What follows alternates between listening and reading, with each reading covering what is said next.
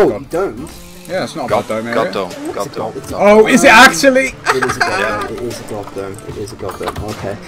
What should I do it? Oh, what a surprise! Oh, he's. Oh, don't Rick! Come on! Come on! Don't press that. Don't press that. No, we have to. I'm not playing against a god then. Oh, for fuck's sake! No, not doing it. I'm having my win. Oh, this footage is going to be beautiful. Oh, for fuck's sake! Just me, huh? Fine. Everyone ready? Of course you fucking are. Hello guys, my name Grizzle Marine and this really good assault, I like him. Every intro ever. So Renegade Abe got released yesterday and I have to say he's an absolute badass. There's been quite a lot of mixed responses about him, but I guess I'll get into that in this video. Anyway, first thing that I've definitely noticed with him, he is perhaps the most complex assault in the game currently. In fact, all the other assaults are very simple and basically involve sort of pointing, clicking, not that complicated, whereas Renegade you really do have to switch through your items and be very precise about doing it. The reason for that is because each of his utilities do something very specific, so you need to make sure that you actually keep the abilities on the monster at all times. In case you're not familiar with his utilities, I'm just going to go through them quickly. So Penitence is his shotgun. You can use this in two different ways. You can left click, in which you get 2 shots, and both those shots do very little damage, but they however do poison the monster. Or alternatively, you can right click, which increases the spread, does more damage, however it does not poison. So when in the dome, you do want to make sure that the monster is topped off on the poison damage. I think it lasts roughly about sort of 7 to 10 seconds. I'll have to actually double check that. However, if you are in a dome and you're quite close range to the monster, I'd recommend using the right click because obviously that shot's a lot more powerful and you'll get damage down a little bit more quickly, although Renegade Abe is really not that effective inside the dome and is more effective on the chase.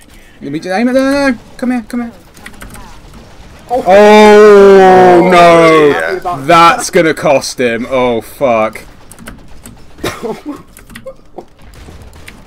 Oh my god, look at the damage. Yeah, look at that. Fuck yeah, you're almost guaranteed 3 bars. Next, the Nerve Toxin Dart I think is probably the most important part of Renegade Abe's kit. So what this does is it both amplifies the damage done to the monster and also adds on to the poison. It only amplifies the damage by 0.1, but it does add up if everyone's doing damage. In my opinion, you need to make sure that this effect is on a constant basis, basically whenever you actually see the monster. If you refuse to use it and go to town with your shotgun, you're just wasting a lot of potential damage you could be doing with yourself and your whole team. One thing to remember that you only have 1 shot with this before reloading, so you need to make sure that if you are going to play Renegade Abe, you do have semi-decent aim because you are going to need to keep this on most of the time. Finally, his corrosive grenades, and this actually stacks onto the poison damage even more, but its main purpose is actually to debuff the monster, so the monster will do slightly less damage to you over a small period of time. Although it only reduces the damage ever so slightly, it's something you do want to use to mainly stack up the poison, and I tend to use them when the monster is getting closer to using a more heavy ability so that obviously it saves that damage from my teammates. It's important to note that Renegade Abe's defense matrix is actually a bit weaker than all the other assaults. It's not by a lot, but it does add on to the fact that he's a lot weaker in combat because he can't put damage out very quickly. Although you have that extra damage reduction sacrifice, you can still debuff the monster with your corrosive grenades, and so it'll actually benefit your whole team and you'll be taking less damage anyway. Now you get the general idea of how he works. In my opinion, you definitely need to either take Quick Switch in your first or second perk. The reason for that is because unlike most assaults, I mean Parnell and Torvald are probably an exception,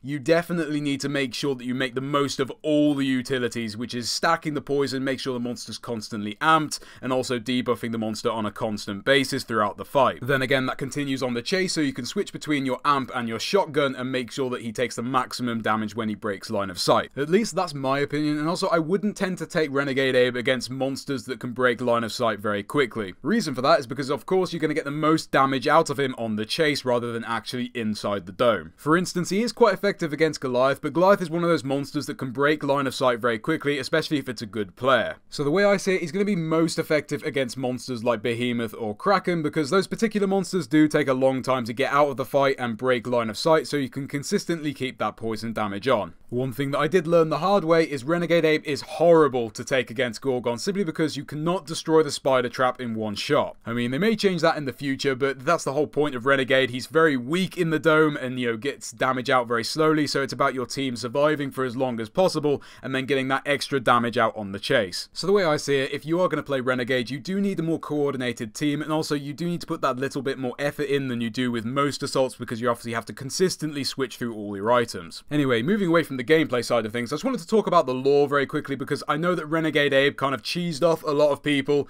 because they think that it kind of ruins the storyline behind Evolve. I know there's probably quite a lot of new players watching this video that actually don't know there's quite a thick storyline in Evolve. Some people care about the lore, some people don't, but, you know, there's a lot of stories behind all the hunters and why they're on share and where all the monsters come from, etc, etc. So the reason some people are a bit pissed off is because you can have 2 Abes in one dropship or in one game, one on Trapper and one on Assault. There are also going to be future adaptations where a similar thing is going to happen, so who knows, even eventually you might end up having 4 Abes on one team, or that might become possible. If you do care about the lore, I wouldn't see this as destroying your hopes and dreams. It just basically means that the devs can do a lot more content, and I would see the variations as a kind of separate side product from the actual storyline. So the benefit of having a character that has multiple variations slash classes opens up so many doors, which means all the characters can have multiple variations, which is going to be a lot of content. So chill your tits. Obviously Renegade Abe wasn't the only thing to come with this update. There was a load of buffs and nerfs, so I'll leave a link to that in the description, but the other thing that came with him is the new map variant, Overpowered, and I have to say that definitely lives up to its name. One thing I'd like to mention though, I fucking love the weather effect on this particular map. Like, I'm not even kidding. If this was a normal weather effect on weather control just alone, I'd fucking love that. Honestly, absolutely love how it looks. It just looks absolutely gorgeous. But Overpowered, basically, there's a shit ton of wildlife buffs, and you can have up to 5 buffs.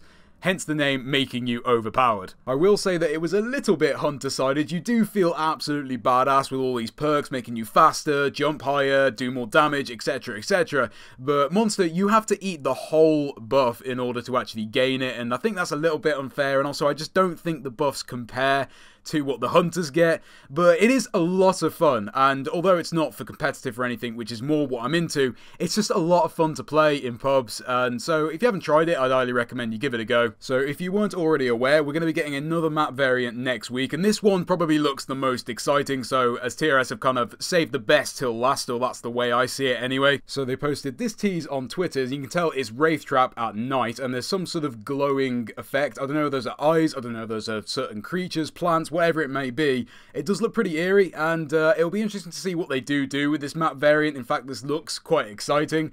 Even if it just makes it so that the map's so dark that it's a lot harder to see the monster, makes it a bit more atmospheric. I don't know, it could be cool, but I thought I'd share that with you, and I guess you can speculate about it, but maybe there'll be certain creatures out to get you, maybe it'll be something completely different, but I guess we'll have to wait and see. Anyway, that was all the info for the latest update. I hope it was fucking useful. Subscribe, follow me on Twitter if you want, I don't know. But yeah, I hope you enjoyed the video, and otherwise than that, I guess I'll see you in the next one.